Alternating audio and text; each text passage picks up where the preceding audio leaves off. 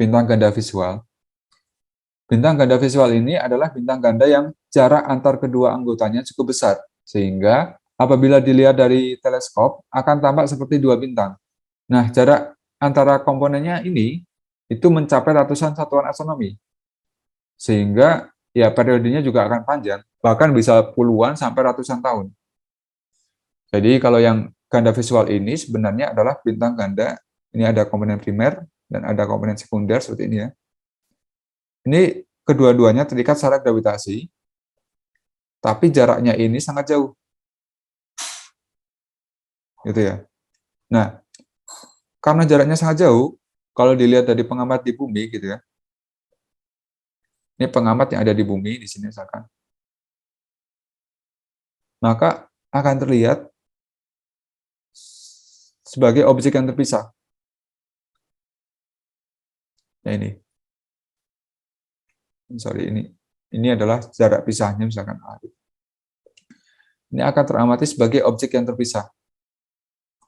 Nah, bagaimana kita bisa mengamati sebagai objek yang terpisah? Ya tentu saja harusnya ya alfa ini dalam radian harus lebih besar daripada 1,22 lambda per D.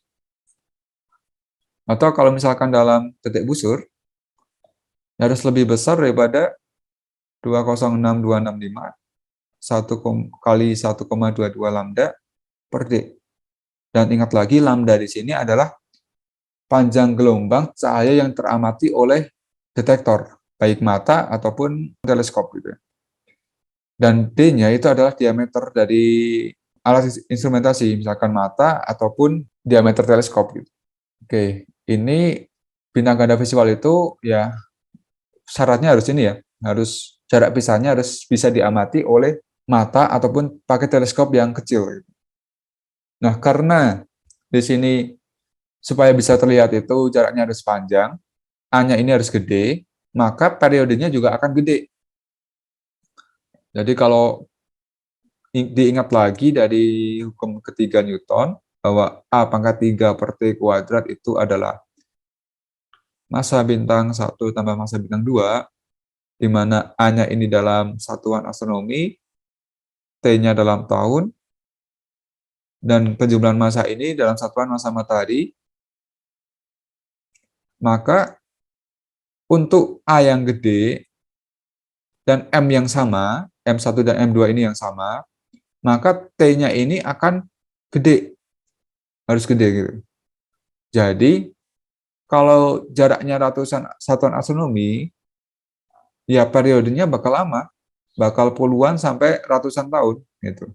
Itu untuk bintang ganda visual.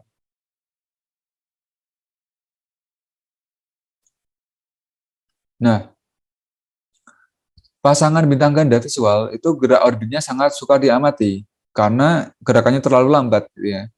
Nah, contohnya saja bintang ganda visual itu adalah bintang Alpha Centauri. Nah, bintang Alpha Centauri ini nama lainnya adalah Rigel Centaurus. Dan kalau kita lihat itu ada di belahan langit selatan ya. Jadi kalau di belahan langit selatan itu yang mungkin kalian sering lihat itu adalah ada rasi Crux nah ini atau salib selatan. Itu ada di arah selatan. Nah, di sisi kirinya itu ada bintang Alpha Centauri sama Beta Centauri yang ini. Nah, yang Alpha Centauri ini, yang di bintang ini, sistem ini sebenarnya adalah bintang ganda visual.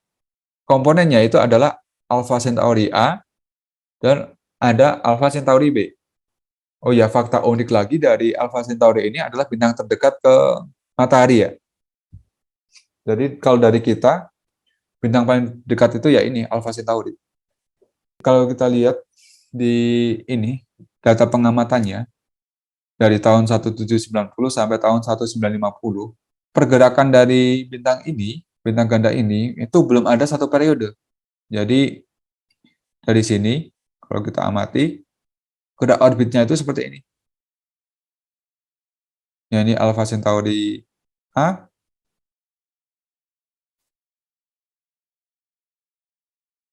dan yang ini adalah Alpha Centauri B. Itu. Jadi sangat sangat susah diamati karena geraknya sangat lambat ini. Pergerakannya sangat susah diamati. Tapi kalau untuk dipisahkan pakai teleskop gitu ya, atau pakai teleskop itu bisa bisa dilihat sebagai objek yang terpisah. Nah, ini sistem Castor yang ini. Sorry, ini bukan bintang Alpha Centauri ya. Sistem Castor. Nah, sistem Castor itu pertama adalah bintang ganda pertama yang ditemukan oleh Herschel pada tahun 1790.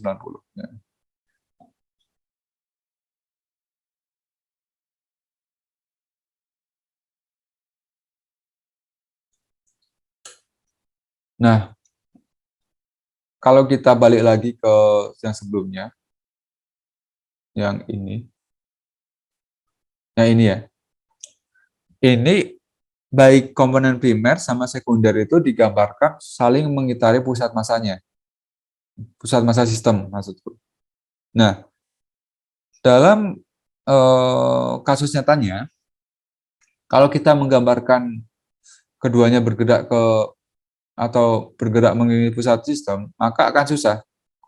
Jadi akan digunakan atau akan diasumsikan yang benda yang kedua, yang sekunder itu diam relatif terhadap yang pertama. Nah, ya ini ya. Jadi misalkan dalam sistem Alpha Centauri A sama Alpha Centauri B, seperti ini.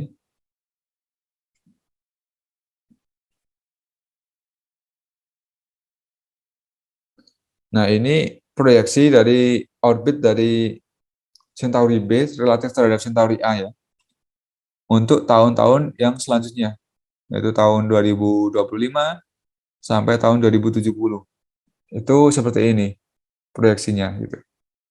Nah, kalau kita gunakan yang tadi, yang misalkan Alpha Centauri A mengitari pusat massa, Alpha Centauri B juga mengitari pusat massa, maka penggambarannya akan lebih susah.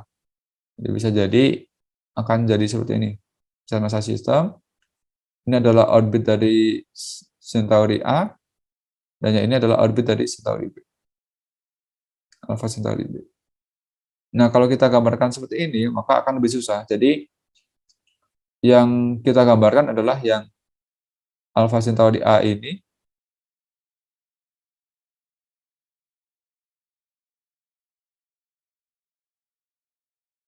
diam relatif terhadap Centauri B. Jadi yang ini Alpha Centauri A itu diam relatif terhadap Centauri B. Jadi kalau kita gambarkan ya Alpha Centauri A ini ya terletak di pusat elipsnya gitu. Jadi kita cuma analisis satu buah elips gitu. Karena yang Alpha Centauri A kita anggap sebagai benda diam gitu. Oke. Kemudian yang selanjutnya tentang penentuan massa komponen bintang ganda, yaitu bintang ganda visual.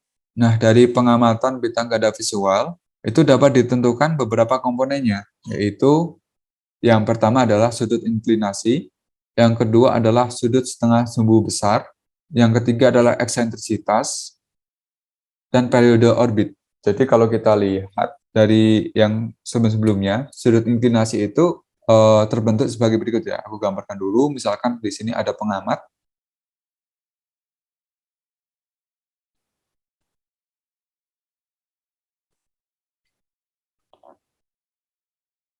Terus di sini ada bintang ganda, yang adalah bidang orbit bintang ganda misalkan.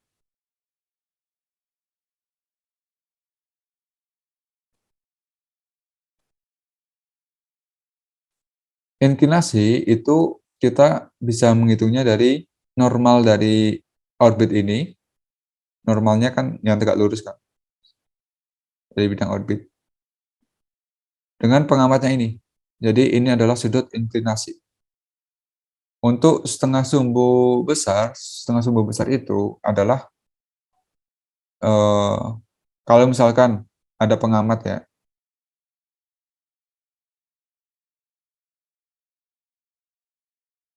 mengamati orbitnya elips itu. Nah, setengah sumbu besar itu ya berarti yang ini. Ini dari sini itu adalah 2A atau dua sumbu semi atau sumbu semi mayor kalau ya atau semi mayor ya. Kalau yang setengahnya berarti ya ini ya. Ini misalkan A, ini adalah jaraknya. Nah, yang bisa diamati itu adalah yang alfa ini. Alfa ini ya sudut setengah sumbu besar atau sudut setengah semi mayor. Kemudian eksentrisitas itu berkaitan dengan elips yang diamati ya. Jadi kalau ada elips, kalau orbitnya elips yang teramati,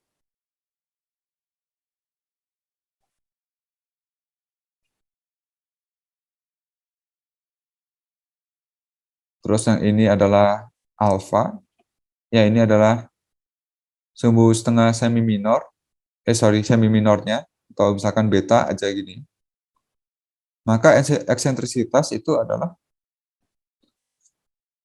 akar dari 1 B per A kuadrat seperti ini. Ini adalah eksentrisitas.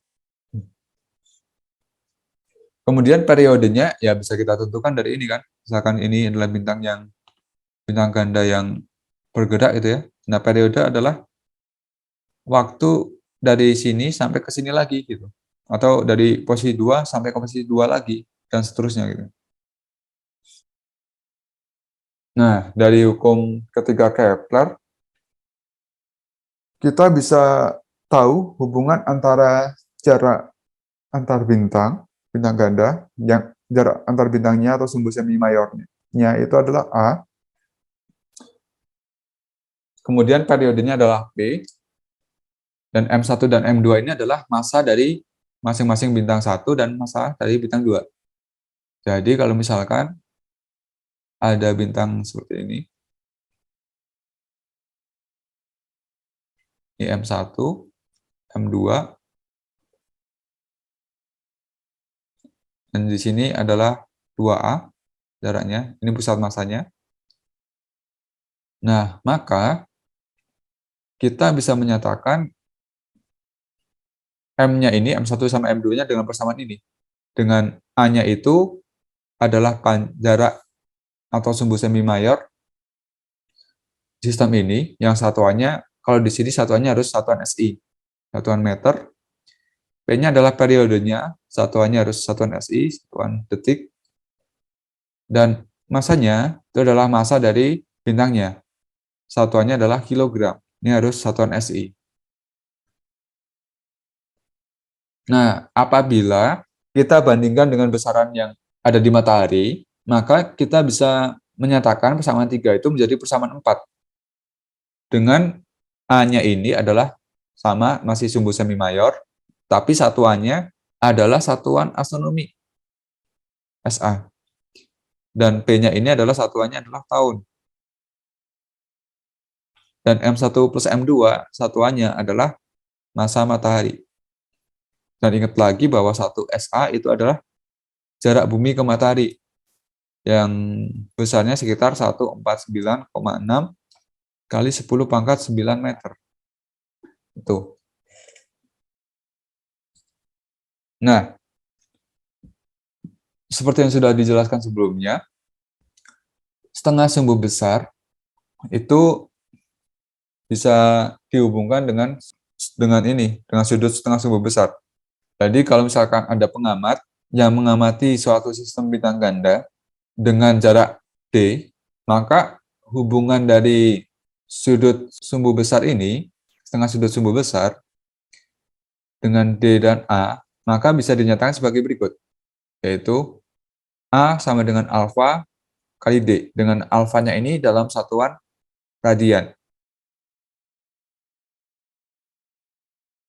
Itu. Dan satuan A sama D ini ya satuannya sama ya. Nah ini. Nah, karena kalau kita ingat lagi bahwa 1 radian itu adalah 206,265 detik busur. Sekitar segini. Maka kalau nilai alfanya ini kita nyatakan dalam detik busur, kita bisa mengubah persamaan limanya menjadi sebagai berikut. Yang ini satuannya sama dengan satuan yang D, dan alfanya satuannya adalah detik busur. Itu. A itu satuan panjang, D itu satuan panjang, dan satuannya ini harus sama untuk persamaan yang ini. Gitu. Namun, jika kita menyatakan jaraknya yang D dalam satuan astronomi, maka kita bisa menuliskannya sebagai berikut. Yang ini, P itu adalah paralaks trigonometri, dan D-nya itu adalah jarak. Oh ya, AU ini adalah astronomical unit.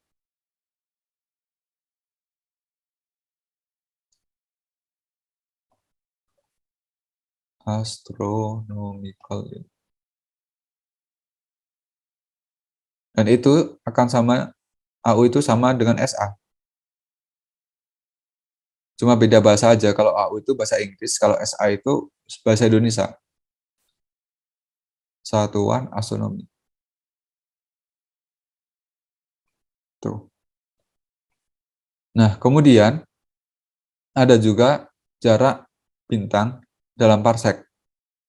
1 parsec atau parallax second itu adalah 206.265 SA. Gitu. Kalau kita ingat lagi bahwa di parallax trigonometri itu kita bisa menghitung parallaks. Parallaks sama dengan 1/D. Di mana D-nya ini dalam satuan parsec, P-nya dalam satuan detik busur. Atau kita bisa nyatakan lagi jadi 206.265 per D. P-nya dalam detik busur dan D-nya ini dalam satuan astronomi. Gitu. Nah, makanya dari persamaan paralaks ini, kita bisa mendapatkan persamaan yang kedua ini, yang P sama dengan 206.265 per D. Dan D-nya ini, ingat lagi, dalam satuan astronomi, atau dalam AU. P-nya dalam detik busur. Gitu. Sehingga akan diperoleh persamaan yang keenam ini, yang lebih sederhana, bahwa A ini adalah alfa dibagi dengan P, di mana A-nya ini adalah sumbu semi mayor dari orbit bintang ganda.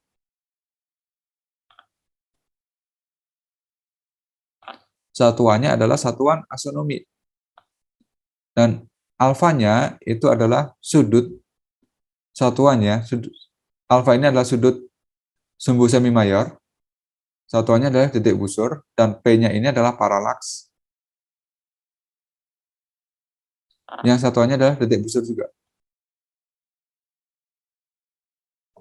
Nah, sehingga dengan mengingat persamaan yang awal tadi, yang hubungan sumbu semi mayor, periode, dan massa, maka kita bisa memperoleh seperti ini. Yang sudut semi mayornya atau nilai alfanya itu didapat dari pengamatan, paralaksnya didapat dari paralaks trigonometri, dan periodenya juga didapat dari pengamatan. Maka massa dari bintang ganda visual bisa ditentukan dengan persamaan yang nomor 7.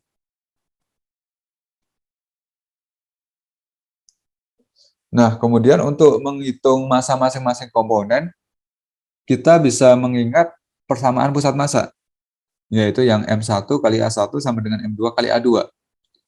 Nah, dengan A ini, atau sumbu semi mayor, itu sebenarnya adalah penjumlahan dari sumbu semi mayor yang A1 ditambah dengan sumbu semi mayor yang A2. Gitu. Oke.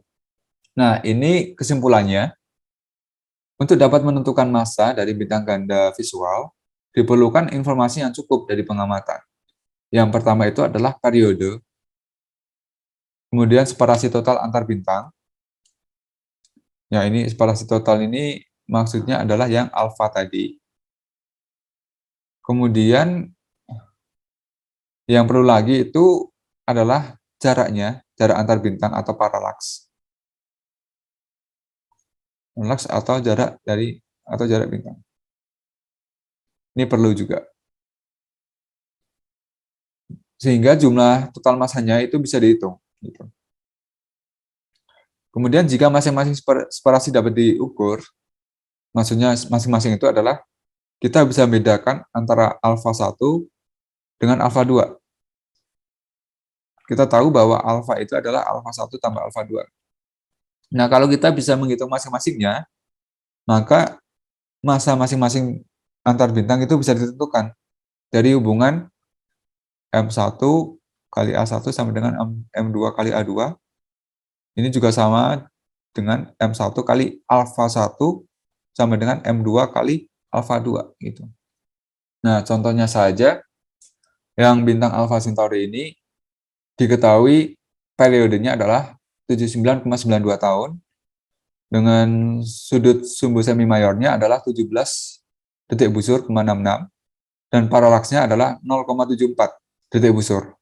Nah, dan M1 sama M2 itu didapat 1,22. Nah, ini ingat lagi bahwa M1 dan M2 ini sebenarnya didapat dari hubungan ini.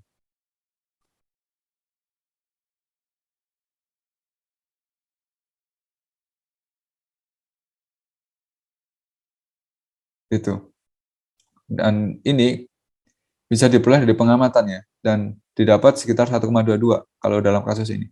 Nah, dari data yang sudah diketahui ini, ya kita bisa menentukan masa dari masing-masing komponen. Pertama dulu kita tentukan masa totalnya dari komponennya. M1 ditambah M2-nya.